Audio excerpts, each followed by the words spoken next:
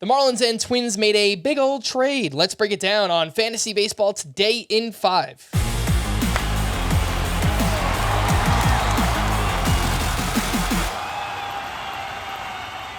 Welcome into FBT in 5. Today is Tuesday, January 24th. I am Frank Sanford, joined by Scott White.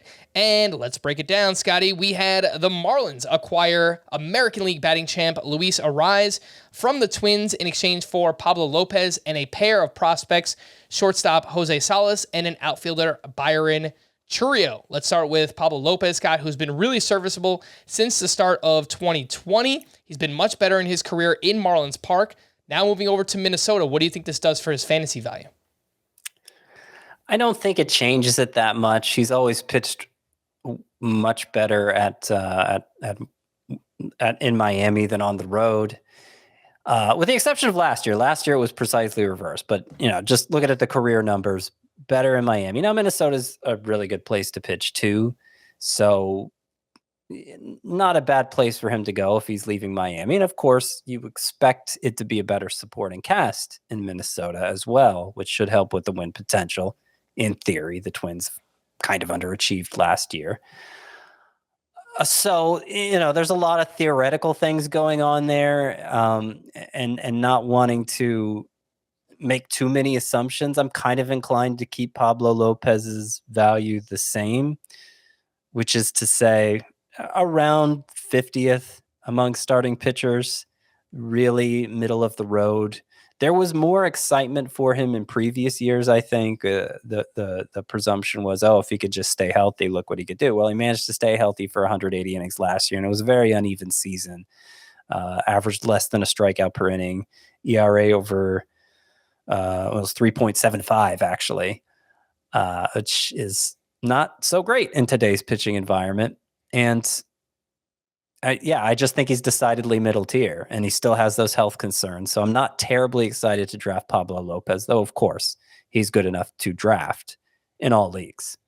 I have a feeling you're probably not overly excited to draft the other side of this trade either. Luis Arraez hit .316 last year with 8 home runs and 88 runs scored. He has first and second base eligibility for fantasy baseball purposes. The early ADP right around 207, Scott. You moving him up or down the rankings? Are you interested in Luis Arraez? What do you think? Yeah, so if I'm more or less holding even on Lopez, the same can't be said for Arraez.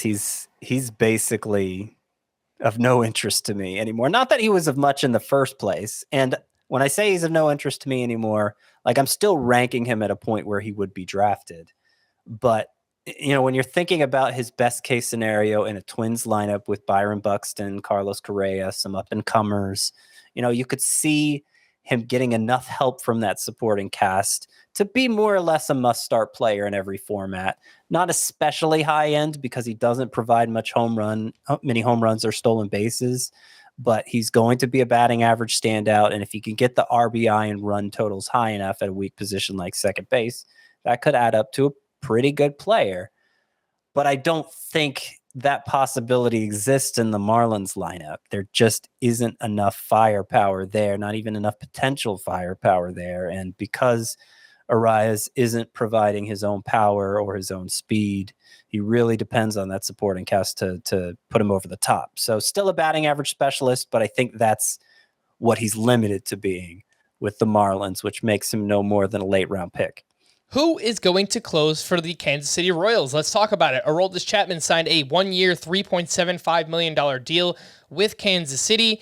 This is a tough one, Scott, because Chapman was not good last year. Career worst numbers basically across the board. He went AWOL with the New York Yankees, so we don't really know what to expect from a production perspective.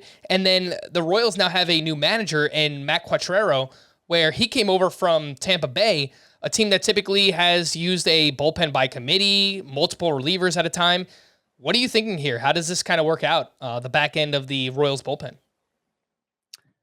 I don't have a clue, which is unfortunately true for a lot of teams. And the consensus seems to be that Chapman, who, they're paying him less than $4 million. They're certainly not paying him like a closer. And the consensus seems to be that he'll be the setup man for Scott Barlow, who did a very good job in the role last year. I mean, even among some Royals beat writers, that seems to be the early indication. But I think they're selling the possibility of Chapman interfering or even outright overtaking Barlow. I think they're selling that possibility short. I am much less confident drafting Barlow. I still think if you're drafting right now, and you probably shouldn't be drafting right now, but if you are, you're better off taking Barlow than Chapman, just straight up.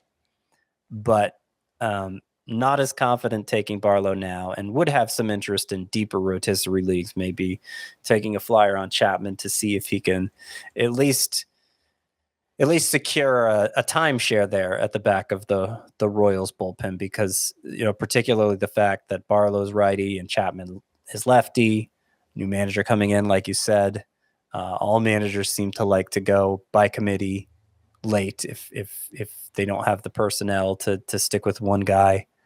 I think it all adds up to a very murky situation. All right. For more extensive fantasy baseball coverage, listen to the Fantasy Baseball Today podcast on Spotify, Apple Podcasts, the Audacy app, or anywhere else podcasts are found. Thanks for listening to Fantasy Baseball Today in 5, and we'll be back again tomorrow. Bye-bye.